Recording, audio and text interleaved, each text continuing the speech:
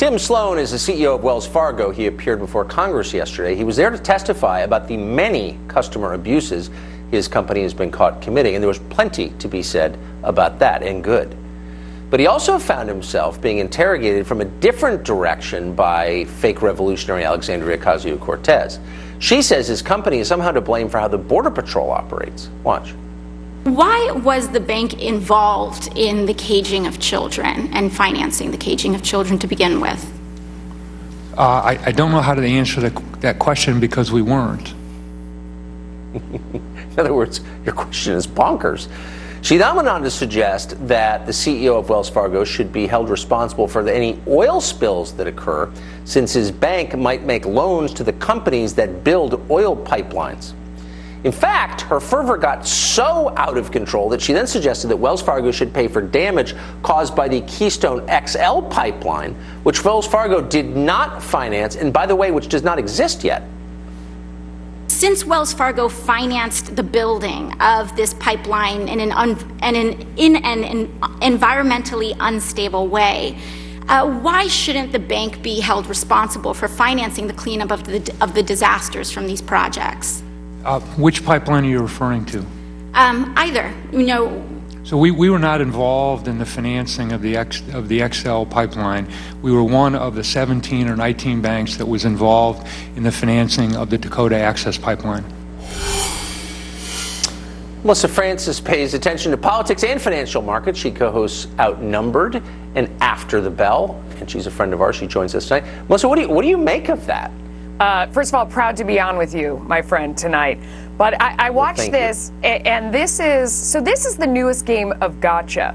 You drag someone up for a beating, and then you beat them about things that may or may not be related to their business at all. So we decided to do an exhaustive fact check of both what she said and also our interpretation of what we thought she was trying to say.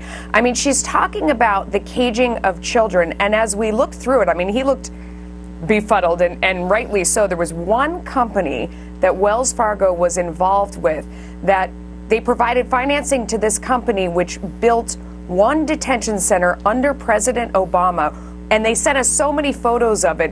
It has no cages, and it's much nicer than any school my child has ever attended or summer camp. I mean, from what we saw, it's lovely, but there's definitely no children that are separated in any way from their families at this location, which I'm guessing was her point. But they also built the facility under President Obama, and it looked rather nice. So the premise of her question was a gotcha that seemed to have no connection to anything that you said that Wells Fargo has done that hasn't been great in the past. This just wasn't one of them.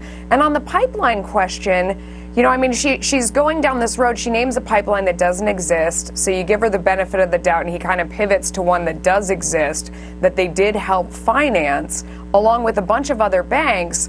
And the premise is sort of like, if you provided finance to a builder, if then the operator down the line does something bad, you're responsible. That's like saying if I kill someone in my house, you should go put in jail the mortgage broker at the bank that gave me the loan. I mean, it's so many degrees of separation. It just seems like there was enough to pick on. Why are you pivoting to your issues and sort of beating this guy? So maybe, you're right, but you're approaching it as a smart person from a rational perspective. But maybe it's a religion, and petroleum is sin, and anybody who has the taint of sin must be punished. Maybe that's the way that she's looking at it. I guess. I mean, I think it's just this shortcut, easy gotcha. I mean, a lot of the different CEOs here in New York have been facing it. People coming outside, you've financed